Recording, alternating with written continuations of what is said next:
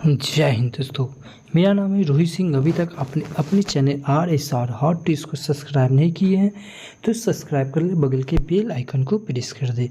दोस्तों, आज की वीडियो में हम लोग देखेंगे ज्ञान बिंदु GS एकेडमी, जिनके डायरेक्टर है रोशन आनंद सर, जिनमें ये बायोलॉजी पढ़ाया जा रहा है। बायोलॉजी में आज हम लोग चैप्टर 8 देखेंगे, respiration of plant and human, यानी कि पौधे और मानव में श्वसन तंत्र का आज हम लोग ऑब्जेक्टिव सॉल्व देखेंगे। इससे पहले हम लोग चैप्टर 1 से लेकर 8 तक के वीडियो अपलोड कर दिए हैं, 1 से लेकर 7 तक के वीडियो अपलोड कर दिए। आप नहीं देखें तो आप हमारे वीडियो के प्लेलिस्ट में जाइए, वहाँ से आप बारीकी से आप पूरा वीडियो देख सकते हैं।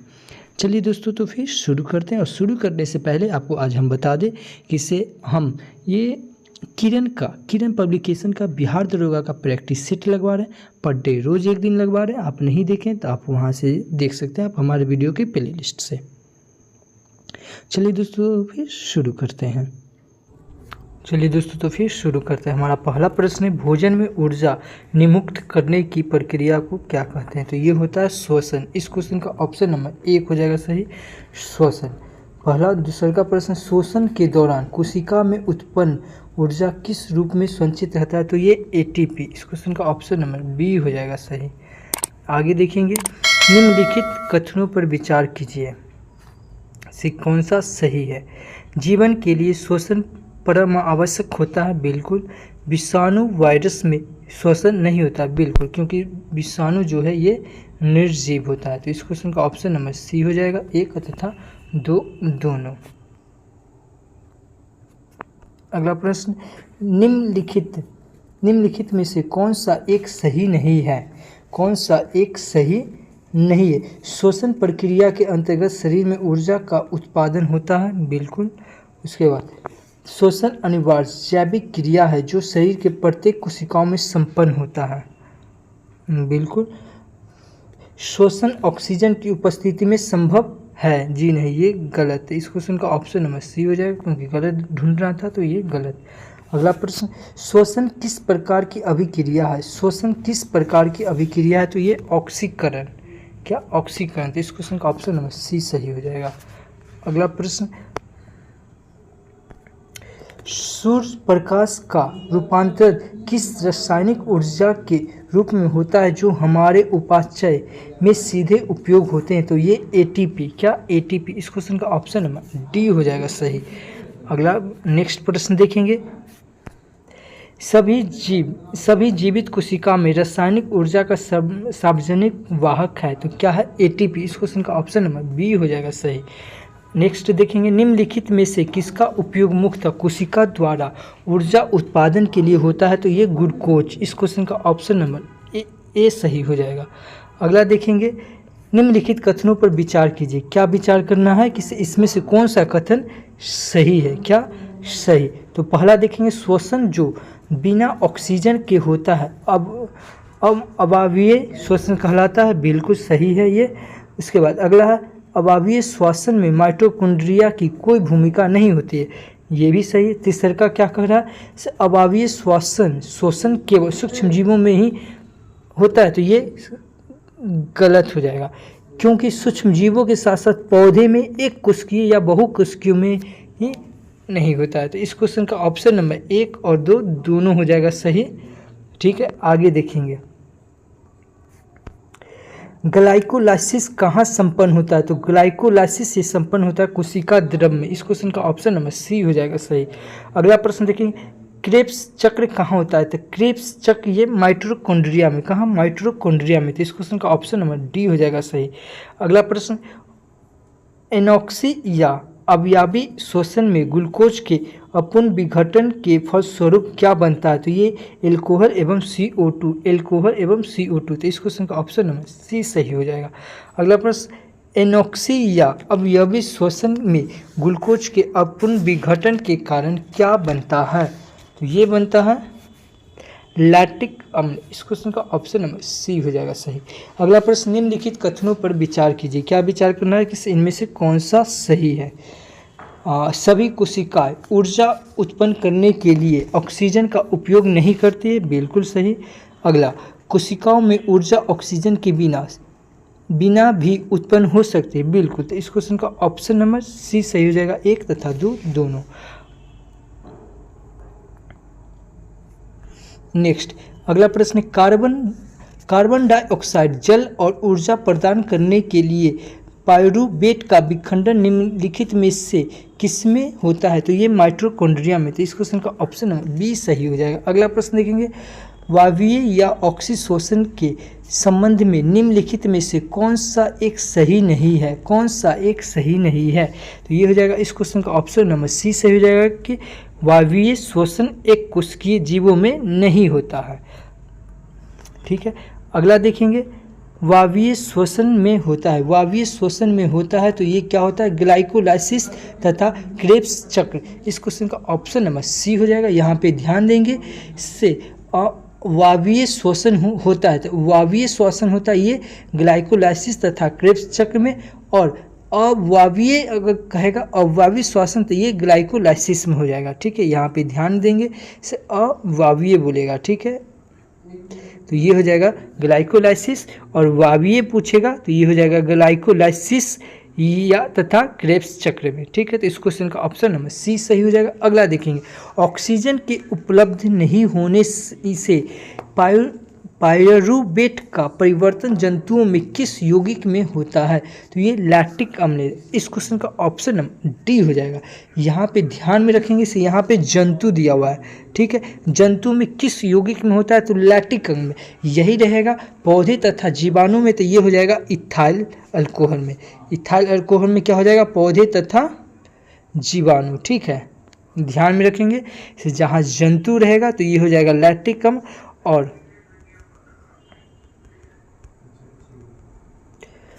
ठीक है, यहाँ है जंतु तो ये हो जाएगा लैक्टिक अम्ल, और पौधे तथा जीवाणु में तो ये इथाइल अल्कोहल। ठीक है, आगे देखेंगे, श्वसन प्रक्रिया में खाद्य पदार्थ का क्या होता है? तो ये विघटन होता है। क्या होता है? विघटन। तो इस क्वेश्चन का ऑप्शन नंबर सी हो जाएगा सही। आगे देखेंगे, श्वसन किस प्रकार की अभिक्रिया है? श्वसन किस प्रकार की अभिक्रिया है? तो ये हो जाएगा ऑक्सीकरण, उष्माक्षेपी और जैव रासायनिक अभिक्रिया, इनमें से सभी। तो इस क्वेश्चन का ऑप्शन नंबर डी हो जाएगा, इनमें से सभी। अगला प्रश्न देखेंगे, निम्नलिखित कथनों पर विचार कीजिए। निम्नलिखित कथनों पर विचार कीजिए, क्या विचार करना है? इनमें से कौन सा सही है? कौन सा सही है? तो चलिए देखते हैं। पहला कह रहा है एटीपी एक प्रकार का एक जैव ऊर्जा है, तो ये सही है। क्या है? ये सही है। अगला देखेंगे, ग्लूकोज को कोशिकीय ईंधन कहा जाता है, तो जी बिल्कुल ये कहा जाता है। तो इस क्वेश्चन का ऑप्शन नंबर सी हो जाएगा, 1 तथा 2 दोनों सही। अगला देखेंगे, निम्नलिखित में से किस प्रकार के श्वसन में अधिक ऊर्जा उत्पन्न होता है? तो ये वायवीय श्वसन में। इस क्वेश्चन का ऑप्शन नंबर 1 सही हो जाएगा। अगला प्रश्न देखिए, ग्लाइकोलाइसिस का अंतिम उत्पाद है, तो पारुविक अम्ल, पारुविक अंतिम उत्पाद। ठीक है, ध्यान में रखें। उसके बाद अगला देखेंगे, क्रेब्स चक्र के अंतिम में बनता है, तो CO2 प्लस H2O। इस क्वेश्चन का ऑप्शन नंबर सी हो जाएगा सही। अगला प्रश्न देखेंगे, क्रेब्स चक्र को अन्य किस नाम से जाना जाता है? तो इसका साइट्रिक अम्ल चक्र, ट्राइकार्बोक्सिलिक अम्ल चक्र और TCA चक्र, तो उपयुक्त सभी। इस क्वेश्चन का ऑप्शन नंबर डी हो जाएगा सही। आगे देखेंगे, ईस्ट द्वारा निम्नलिखित प्रक्रिया संपन्न होती है, तो ये फर्मेंटेशन। इस क्वेश्चन का ऑप्शन नंबर सी हो जाएगा सही।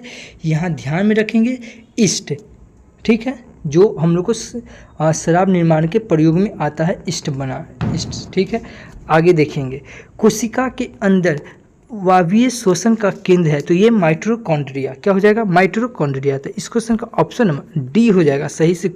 कोशिका के अंदर वायवीय श्वसन का केंद्र है, तो माइटोकॉन्ड्रिया। अगला प्रश्न देखेंगे, अब वायवीय श्वसन के दौरान एक ग्लूकोज अणु में कितने ATP का निर्माण होता है? तो ये 2 ATP। इस क्वेश्चन का ऑप्शन नंबर ए हो जाएगा सही। ठीक है, यहाँ देखेंगे, ये पूछ रहा है अवायवीय, तो ये हो जाएगा 2 ATP, और 38 ATP हो जाएगा ये वायवीय। ठीक है, यहाँ पे ये ध्यान देंगे, अवायवीय तो 2 ATP, और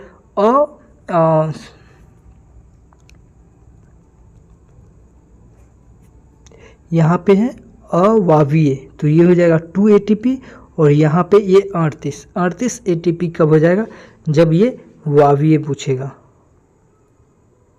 वावीय। ठीक है, अगला प्रश्न देखेंगे 29 नंबर। अगला, तीव्र शारीरिक क्रिया के दौरान पेशियों में उत्पन्न होने वाले ऐंठन का क्या कारण, तो ये है लैक्टिक अम्ल। तो इस क्वेश्चन का ऑप्शन नंबर सी हो जाएगा सही। किसी के शरीर में अगर ऐंठन की होती है ज़्यादा, तो ये क्या हो जाएगा, लैक्टिक अम्ल की कमी के कारण। इस क्वेश्चन का ऑप्शन नंबर सी हो जाएगा। अगला प्रश्न देखेंगे, गर्म पानी से स्नान करने अथवा शरीर का मालिश करवाने से पेशीय ऐंठन में आराम मिलता है, क्योंकि ये रक्त का संचार बढ़ जाता है। उसके बाद पेशी कोशिकाओं में ऑक्सीजन की आपूर्ति बढ़ जाती है। उसके बाद लैक्टिक अम्ल को CO2 तथा H2O में विखंडन हो जाता है। तो इस क्वेश्चन का ऑप्शन नंबर डी हो जाएगा, इनमें से सभी। अगला प्रश्न देखेंगे, निम्नलिखित में से कौन सा कथन सत्य नहीं है, यानी कि गलत। तो इसमें से हो जाएगा, इस क्वेश्चन का ऑप्शन नंबर डी हो जाएगा कि अवावीय शोषण के दौरान कोशिका द्रव में पायरुवेट अम्ल नहीं बनता, जबकि ये बनता है। गलत देखना था, तो यही हो जाएगा। इस क्वेश्चन का ऑप्शन नंबर डी हो जाएगा सही। अगला देखेंगे, जीवाणु में शोषण से क्या उत्पन्न होता है, शोषण से, तो ये एल्कोहल, CO2 और तथा ATP। इस क्वेश्चन का ऑप्शन नंबर डी हो जाएगा सही। आगे देखेंगे, जंतु में अनोक्सिक शोषण से क्या क्या उत्पन्न होता है, तो ये होगा लैक्टिक अम्ल तथा ATP। इस क्वेश्चन का ऑप्शन नंबर सी हो जाएगा सही। अगला देखेंगे, ग्लूकोज के एक अणु के पूर्ण ऑक्सीकरण के फलस्वरूप कितने अणु ATP का निर्माण होता है, तो ये हो जाएगा 38 ATP, जो कि आपको पीछे बताए थे। तो इस क्वेश्चन का ऑप्शन नंबर सी हो जाएगा सही। अगला देखेंगे, वह श्वसन के अंतर्गत शामिल होता है, तो सांस लेना और सांस छोड़ना दोनों। तो इस क्वेश्चन का ऑप्शन नंबर सी हो जाएगा सही। आगे देखेंगे, पौधे में श्वसन किस भाग के द्वारा होता है, तो पौधे में श्वसन किस भाग के द्वारा होता है, तो इस क्वेश्चन का ऑप्शन नंबर डी हो जाएगा, इनमें से सभी में। क्योंकि रंध्र जो जड़ में, उसके बाद तना वात रंध्र में, और ये हो जाएगा इसका इनमें से सभी। जड़ जिसको मूल रोम कहते हैं, तना जिसको वात रंध्र कहते हैं, और पत्ती जिसको रंध्र कहते हैं। तो इस क्वेश्चन का ऑप्शन नंबर डी हो जाएगा सही। अगला देखेंगे, वायुमंडलीय ऑक्सीजन पौधे में किस अंगों द्वारा प्रवेश करती है, तो इनमें से सभी। इस सभी से पौधे के अंगों में, ये जो पौधे में किस अंगों द्वारा प्रवेश करती है, तो सभी अंगों के द्वारा। ठीक है, आगे देखेंगे, पौधे में श्वसन गैसों का आदान प्रदान किस क्रिया के द्वारा होता है, तो ये मिश्रण विधि के द्वारा। इस क्वेश्चन का ऑप्शन नंबर ए सही। अगला प्रश्न देखेंगे, निम्नलिखित में से कौन सा एक सही नहीं है। कोशिका में होने वाला अवावीय शोषण की प्रक्रिया पौधे तथा जंतु में एक समान होती है, जी ये सही है। तो कौन सा सही है नहीं है, यानी कि गलत। ये हो जाएगा, पौधे के प्रत्येक भाग के अलग अलग शोषण करता है, बिल्कुल करता है, ये सही है। उसके बाद पौधे में शोषण गैसों का परिवहन संवहक ऊतक के माध्यम से होता है, जी नहीं, ये गलत। इस क्वेश्चन का ऑप्शन नंबर सी हो जाएगा सही। अगला प्रश्न देखेंगे, पौधे में गैसों के आदान प्रदान के लिए रहते हैं, तो रंध्र।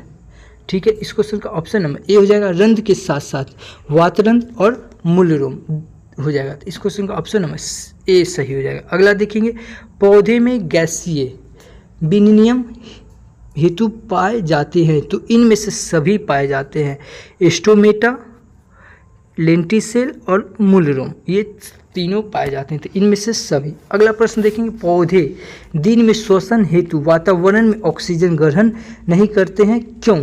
क्योंकि पौधे दिन में प्रकाश संश्लेषण के दौरान बने ऑक्सीजन का उपयोग श्वसन हेतु करते हैं। तो इस क्वेश्चन का ऑप्शन नंबर बी हो जाएगा सही। अगला प्रश्न देखेंगे, वातरंध्र पौधे के किस भाग में पाए जाते हैं? वातरंध्र, तो ये तना में। तो इस क्वेश्चन का ऑप्शन नंबर बी हो जाएगा सही। अगला प्रश्न, एक कोशिकीय जीवों में श्वसन गैसों का आदान प्रदान किस प्रकार होता है? तो कोशिका झिल्ली के विसरण द्वारा। तो इस क्वेश्चन का ऑप्शन नंबर ए हो जाएगा सही। अगला प्रश्न देखेंगे, निम्नलिखित कथनों पर विचार कीजिए। क्या विचार करना है? इनमें से कौन सा सही है?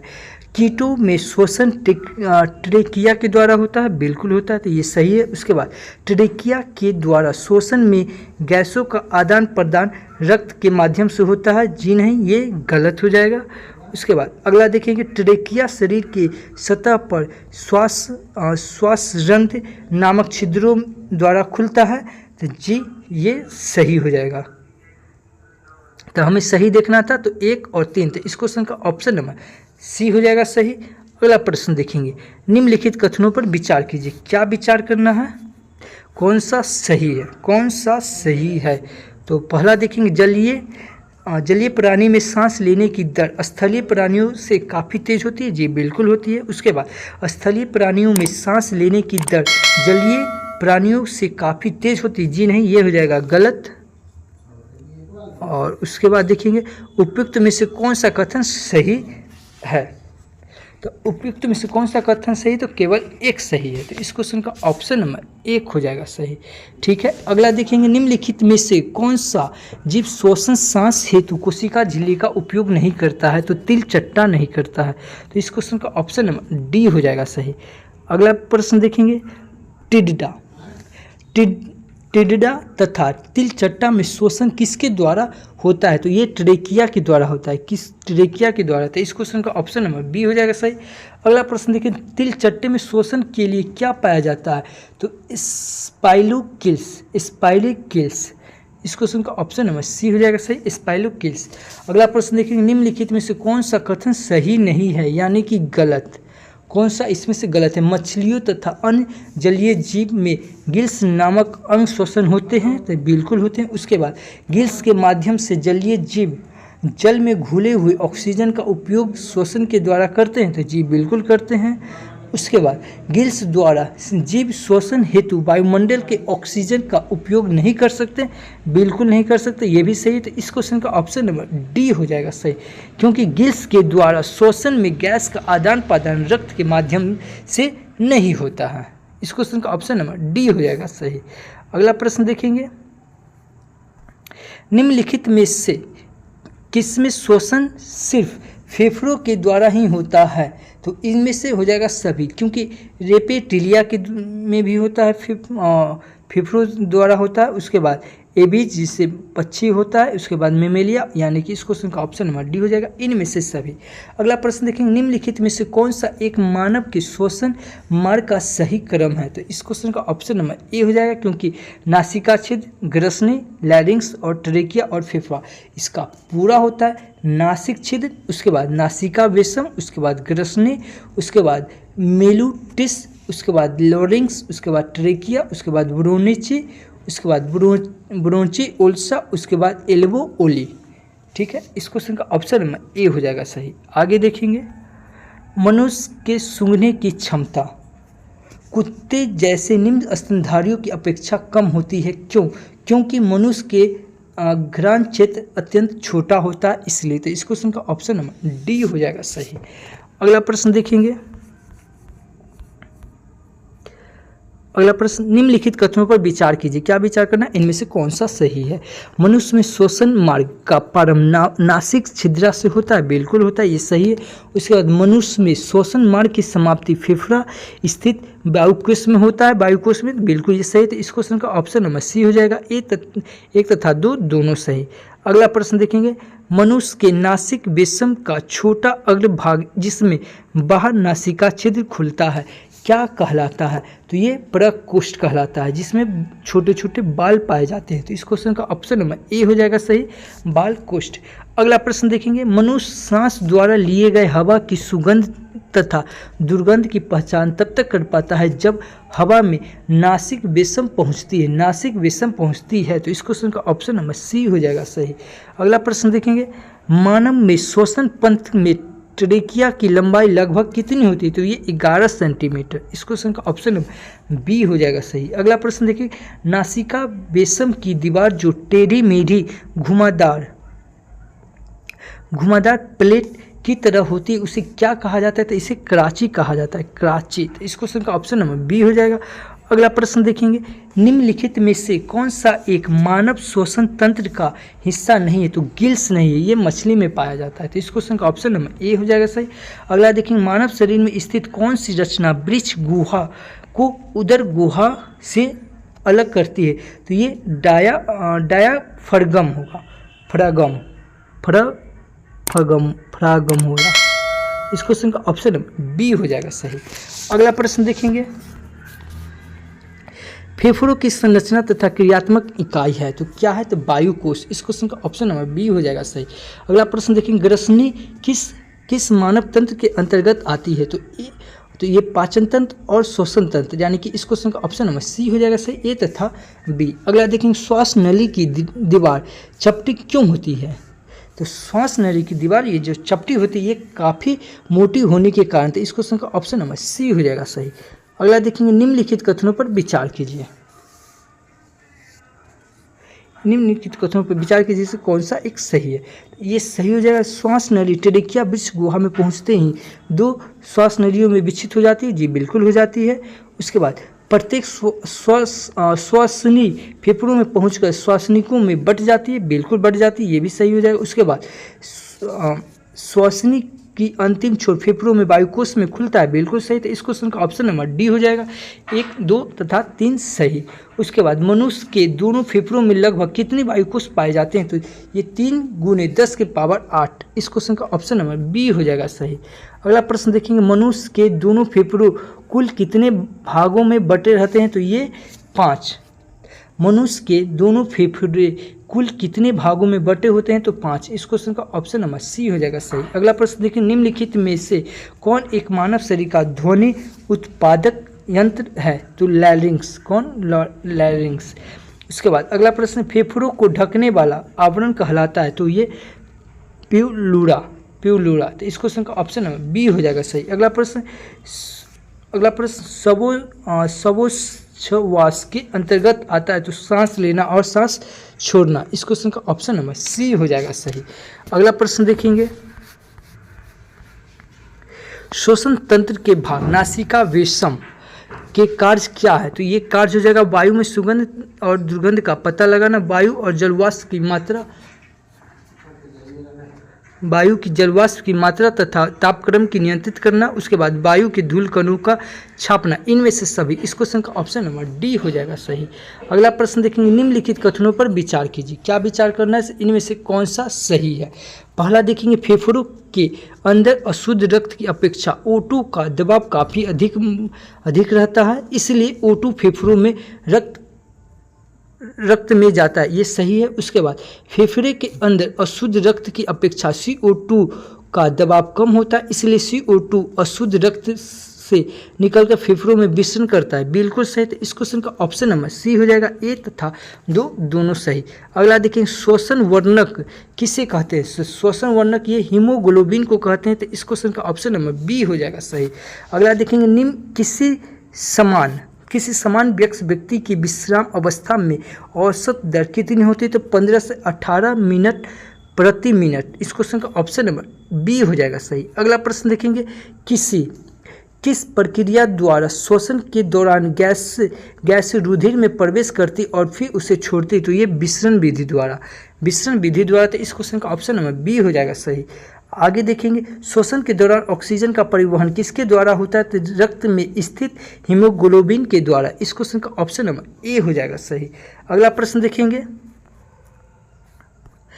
कितने प्रतिशत कार्बन डाइऑक्साइड का परिवहन हीमोग्लोबिन में होता है? तो 10 से 20%। इस क्वेश्चन का ऑप्शन नंबर ए हो जाएगा सही। अगला प्रश्न देखेंगे, फेफड़े के किस भाग में गैसीय आदान प्रदान होता है? तो ये वायुकोश में। इस क्वेश्चन का ऑप्शन नंबर बी हो जाएगा सही। अगला प्रश्न देखेंगे, अंत श्वसित वायु तथा उच्चवासित वायु में ऑक्सीजन का प्रतिशत कितना होता है? तो ये 21 तथा 16.4%। इस क्वेश्चन का ऑप्शन नंबर ए हो जाएगा सही। अगला प्रश्न देखेंगे, मनुष्य के श्वासों से बाहर निकलती O2 की मात्रा कितनी होती है? तो ये 16% होती है। तो इस क्वेश्चन का ऑप्शन नंबर बी हो जाएगा सही। अगला प्रश्न देखेंगे, मनुष्य के श्वास में बाहर निकली CO2 की मात्रा होती है? तो ये 4 से 5% होती है। तो इस क्वेश्चन का ऑप्शन नंबर बी हो जाएगा सही। अगला प्रश्न देखेंगे, डीऑक्सीनेट हीमोग्लोबिन युक्त रक्त का रंगहीन होता है तो ये बैगनी होता है। क्या होता है? बैगनी। यहाँ पे ध्यान देंगे, इसमें दिया हुआ है ऑक्सीनेट हीमोग्लोबिन, तो ये हो जाएगा बैगनी, और डायरेक्ट ये रहता ऑक्सीनेट हीमोग्लोबिन, तब ये हो जाता चमकीला लाल। ठीक है, ध्यान में रखेंगे, ये रहेगा डीऑक्सीनेट हीमोग्लोबिन, तब हो जाएगा बैगनी, और डी न रह के ये ऑक्सीनेट हीमोग्लोबिन रहेगा तो ये हो जाएगा चमकीला लाल। अगला प्रश्न देखेंगे, हाइपोक्सिया उस स्थिति को कहते हैं जब रक्त में ऑक्सीजन की सांद्रता में कमी आ जाती है। जी बिल्कुल, तो इस क्वेश्चन का ऑप्शन नंबर ए हो जाएगा सही। अगला प्रश्न देखिए, ऊंचाई पर जाने से श्वसन गति क्या होती है? तो ये बढ़ जाती है, तो इस क्वेश्चन का ऑप्शन नंबर ए हो जाएगा सही। अगला प्रश्न देखेंगे, एक श्वासोच्छ्वास में श्वास द्वारा अंदर ली गई तथा बाहर निकाली गई हवा का आयतन क्या कहलाता है? तो ये टाइडल आयतन कहलाता है, जो 500 ml होता है, तो इस क्वेश्चन का ऑप्शन बी हो जाएगा सही। अगला प्रश्न, हीमोग्लोबिन से जुटकर CO2 क्या बनता है? तो ये कार्बोऑक्सी हीमोग्लोबिन, इस क्वेश्चन का ऑप्शन नंबर बी हो जाएगा सही।